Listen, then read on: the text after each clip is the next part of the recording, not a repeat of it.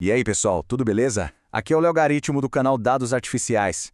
E hoje a gente vai falar sobre uma tendência que está pegando fogo no mundo corporativo, mas que pode ser uma cilada daquelas. Sabe essa onda de demitir gente para colocar IA no lugar?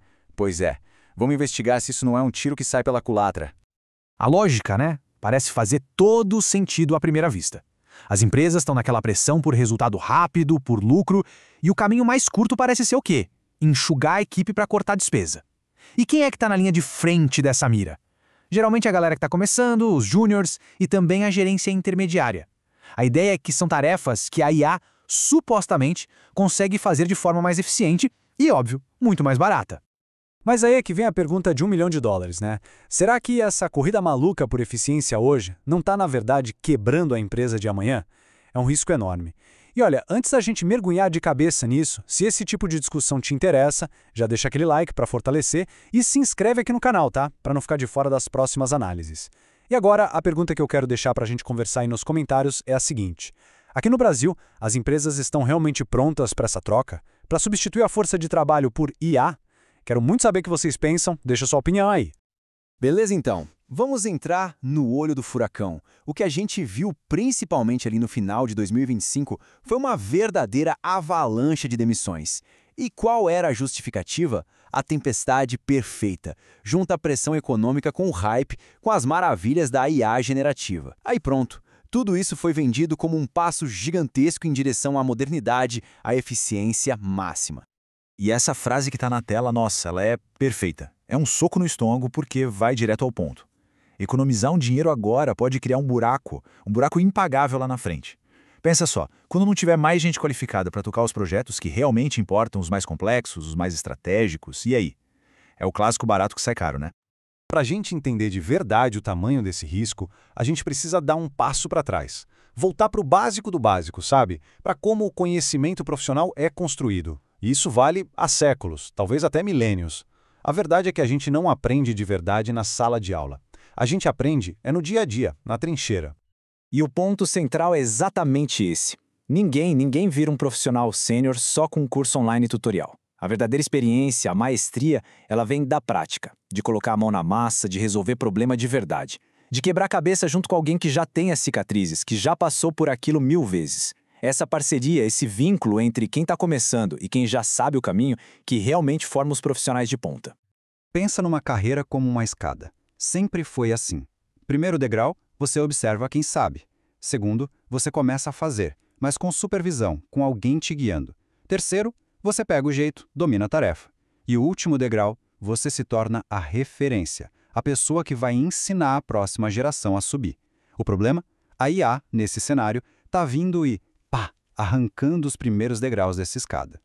E o que é mais chocante, talvez, é a mudança de mentalidade que isso revela. Olha só a comparação. No fluxo de trabalho tradicional, o novato era essencial, era parte do jogo, do aprendizado. Agora, com um especialista que tem uma IA super poderosa do lado, o aprendiz vira o quê? Um peso morto. Ele atrasa o processo. O gerente olha e pensa, peraí, por que eu vou colocar um iniciante aqui para atrapalhar o meu expert se a IA resolve tudo num piscar de olhos? A resposta, infelizmente, tem sido bem óbvia. E olha, isso aqui não é teoria, não é ficção científica, é um mundo real. Pega o exemplo da cirurgia robótica.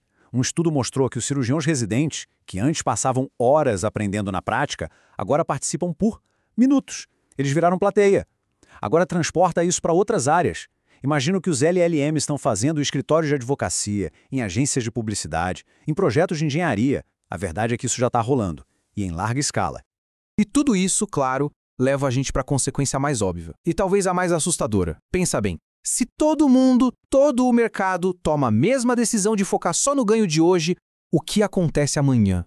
A fonte seca. Aquele fluxo contínuo de novos talentos que alimenta o mercado, ele simplesmente começa a entrar em colapso. Essa projeção aqui é de dar calafrio.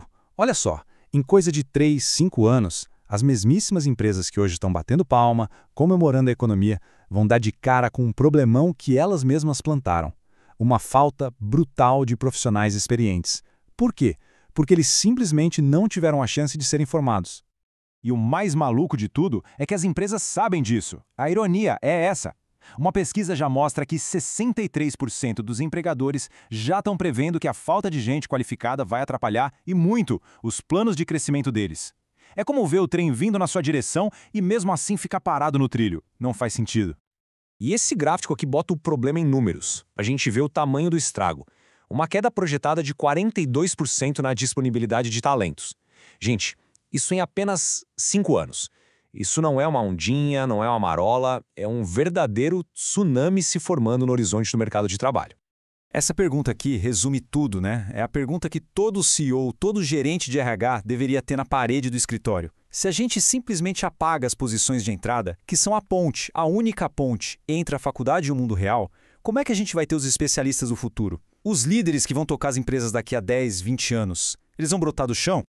Tá, Léo, então o cenário é apocalíptico? A gente tem que parar a tecnologia, proibir a IA? Não, claro que não. Não é sobre isso.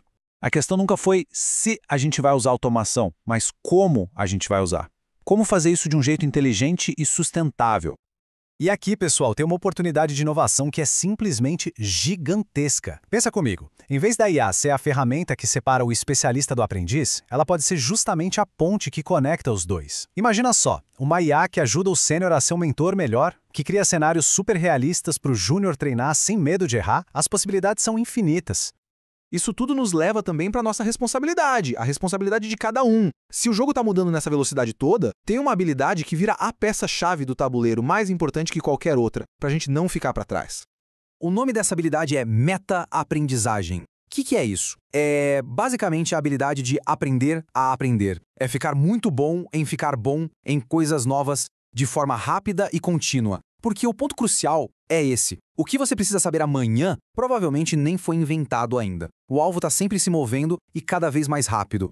E dominar essa meta-aprendizagem vai muito além de só garantir o próprio emprego. É uma habilidade que nos permite ajudar nós mesmos, claro, mas também ajudar os outros a aprenderem. E mais, nos capacita até para participar do desenvolvimento de tecnologias melhores. Tecnologias que nos ajudem, que ampliem nossas capacidades, em vez de só nos substituir ou, pior, nos deixar mais burros. Então, para a gente fechar a conta, resumindo a ópera. Primeiro, as demissões por IA podem parecer uma boa ideia agora, mas são uma bomba relógio para o futuro. Segundo, aquele vínculo sagrado entre o novato e o especialista, que é a base de tudo, está sendo quebrado. Terceiro, a solução para as empresas é repensar tudo e usar a IA para incluir, não para excluir. E por último, para cada um de nós, o foco tem que ser em virar um mestre na arte de aprender. E eu quero deixar vocês com essa reflexão final, que é a grande provocação de toda essa história. Essa busca desesperada por um atalho para ser mais eficiente, será que, no fundo, não é um atalho direto para a nossa própria irrelevância? Tanto para as empresas quanto para nós profissionais? Bom, se essa nossa conversa de hoje te fez pensar um pouco, já sabe, né? Não deixa de se inscrever aqui no Dados Artificiais para a gente continuar essas discussões. Por hoje é isso, pessoal. Obrigado demais pela atenção e te esperamos no próximo vídeo.